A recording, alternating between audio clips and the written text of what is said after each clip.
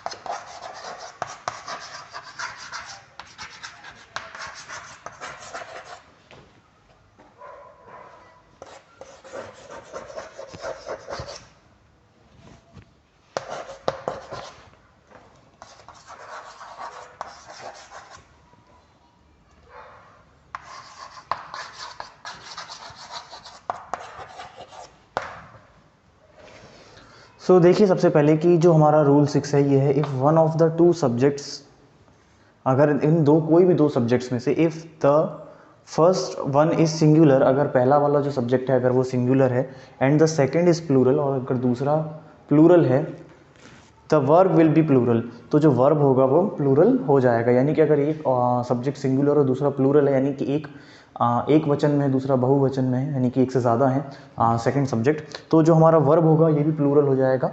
In case of the either और, ये चीज़ जब लगेगी जब हम ईदर या और का इस्तेमाल करेंगे तब। सो ईदर और का जब हम इस्तेमाल करते हुए जहाँ पे दो सब्जेक्ट होंगे जिसमें पहला सिंगुलर और दूसरा प्लूरल है, तो वहाँ पे जो वर्ब है ये भी आपका प्लूरल फॉर्म में आ जाएगा। तो सबसे पहले तो ये हमारा लॉ है, इसको आप नोट कर लीजिए।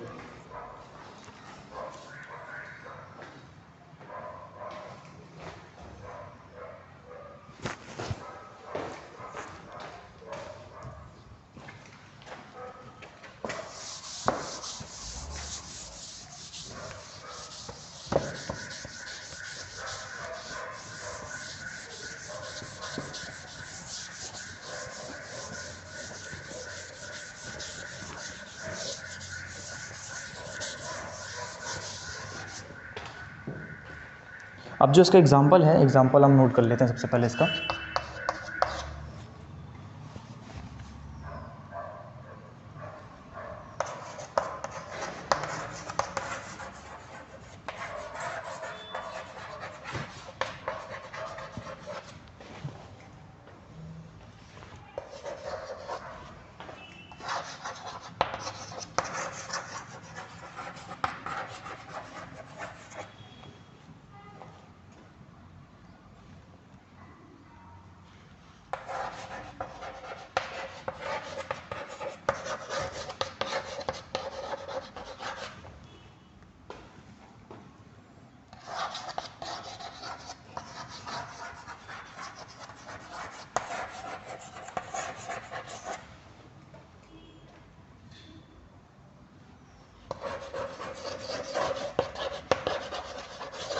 सो हमारा जो सबसे पहला एग्जाम्पल है ये है, देखिए, ईदर शांतनु और his brother have to attend the general body meeting, यानी कि या तो शांतनु, देखिए हमने यहाँ पे ईदर और का इस्तेमाल किया है। सो ईदर शांतनु, तो शांतनु तो हो गया सब्जेक्ट जिसकी हम बात कर रहे हैं, लेकिन शांतनु जो है वो सिंगुलर फॉर्म में है, ये प्लूरल फॉर्म में नहीं है। सो सबसे पहला तो हो गया एक शांतनु और हिज ब्रदर्स। सो आप देखिए यहाँ पे जो ब्रदर्स है ये प्लूरल फॉर्म में ब्रदर्स है, इसमें हमने एस का इस्तेमाल किया, यानी कि एक से ज़्यादा भाई हैं। सो इसका मतलब यहाँ पे हुआ कि ये हो गया सब्जेक्ट सिंगुलर में और ये हो जाएगा आपका सब्जेक्ट प्लूरल में। सो ये हो गया सिंगुलर प्लूरल।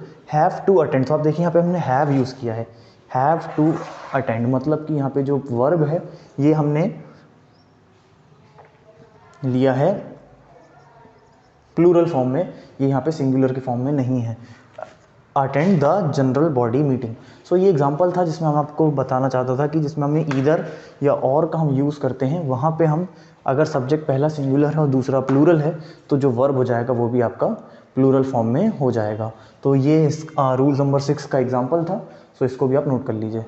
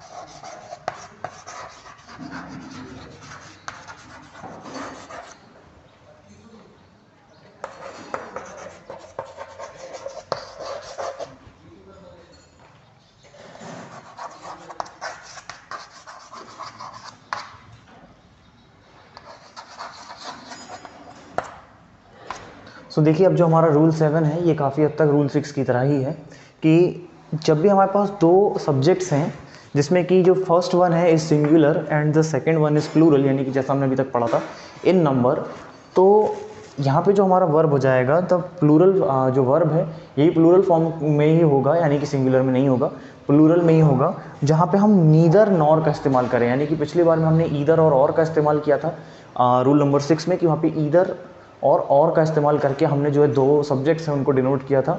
यहाँ पे हम नीदर और नॉर का इस्तेमाल करेंगे, तो ईदर और की जगह अगर हम नीदर नॉर का भी इस्तेमाल करते हैं तो भी हम जो है प्लूरल फॉर्म में ही लेंगे वर्ब को, अगर हमारा सेकंड सब्जेक्ट जो है ये अगर प्लूरल फॉर्म में है तो। सो ये तो हमारा सबसे पहले तो रूल हो गया। सो रूल को आप नोट कर लीजिए।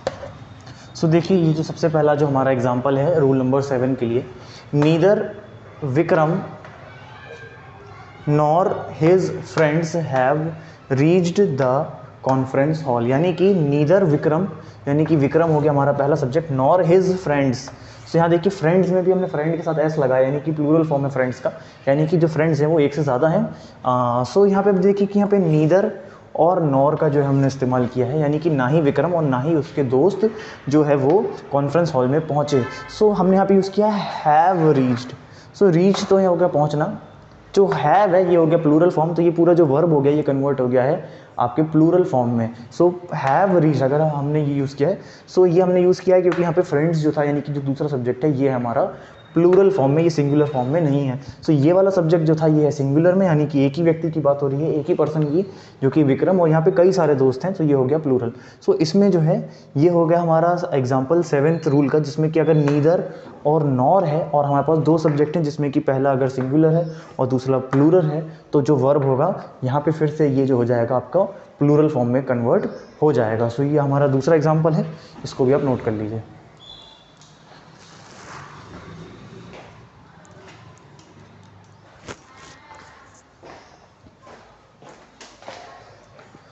आज की क्लास में हमने देखा कि हमारे आगे के जो दो रूल्स होते हैं जिसमें कि हम ईदर और या नीदर नॉर में किस तरीके से हम वर्ब्स को कन्वर्ट करते हैं प्लूरल फॉर्म में, डिपेंडिंग की जो हमारा जो सब्जेक्ट है वो सिंगुलर में है कि वो प्लूरल में है।